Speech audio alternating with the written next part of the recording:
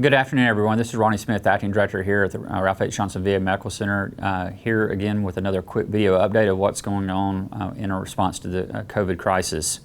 As many of you know, yesterday was kind of a sad milestone for the United States. We surpassed over 1,000 deaths in the country for COVID-19 in one day. And we're not even close to the peak of the pandemic yet. But I want all of you to know that we're doing everything in our power to prepare for the surge that's here to come. We do expect a large increase in demand to begin over the next few weeks. We're looking now at probably a peak towards the beginning of next May. But we're going to have several weeks of additional patients coming to us, and then once we hit peak for several more weeks after, where we will be very busy dealing with this situation. We're conserving PPE, minimizing face-to-face visits, reducing the number of elective cases that we do and procedures to make sure we have as much PPE available to us and making sure that our staff have what is needed available to them when the time comes. We continue to have our no visitor policy and reduce the number of traffic we have into our hospital to try to create that social distancing, continue to reduce the spread of this and protect everyone that comes to our facility. A quick update on the COVID positive results. Sent out a message about this earlier this week. We were notified of our first outpatient veteran that tested positive for COVID. The veteran visited a non-VA community hospital and during a inpatient stay there tested positive. In addition to this week, we had our first employee that tested positive as well. And then today we were also notified of our second. So that brings us to 2 employees and 2 residents that have worked for us that have tested positive.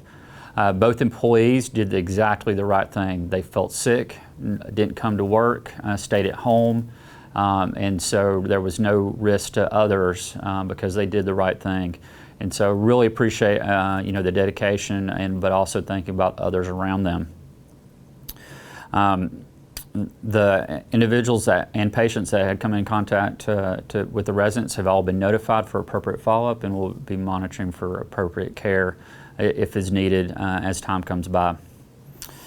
I did also want to kind of quickly update about telework. We've gone through all of our high-risk employees to try to give them alternative options, including telework if appropriate.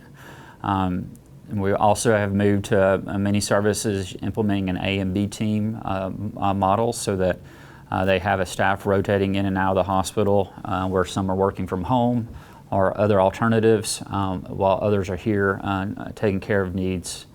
And we'll be continuing that model to once again reduce the amount of traffic that we have at all of our sites of care and try to reduce potential spread and keep our staff safe. I do want to remind everyone to please continue to stay vigilant about hand washing, social distancing. If you're sick or experiencing any kind of symptoms related to COVID, such as fever, worsening cough,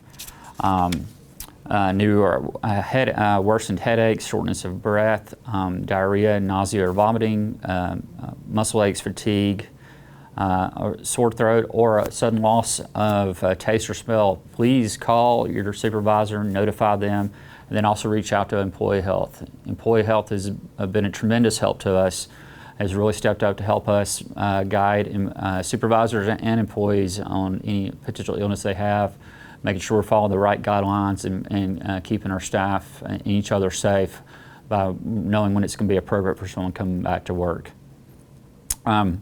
Also, we did want to let you know that we did create a special email group for anybody to submit questions or ideas that they have to help us improve our COVID response. We're changing things rapidly, and what's needed for this COVID response is changing rapidly as well. And so if you have an idea or have a question, please reach out to us. We're happy to try to respond to it. I'll probably give some updates based on those questions I hear through this video, or we'll send out messages trying to answer those questions. And another important aspect is, I've talked about having an employee wellness team, just thinking about helping everyone manage their stress. This situation is going to keep going for many weeks to come, and it's created a lot of anxiety for everyone. But we want to make sure you have some tools available to you to help manage your stress. It's critical for our team to have this throughout their epidemic, help protect themselves, their friends, and family.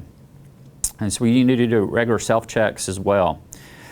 So if your family is feeling anxiety or extreme stress related to this, there is free counseling that's available through the Employee Assistance Program. And just closing, I'm going to say, our team is very strong here. Very lucky to be here working in Charleston. We have such dedicated staff that really think about our veterans and everything they do and each other. And so I just want to continue to say my appreciation for all the teamwork that you have and the thoughts you have for each other, and just keep that mindset going forward, and we will get through this together. All of us are having to make some sacrifices to help manage through this situation, but in the end, we'll come out stronger together. So thank you.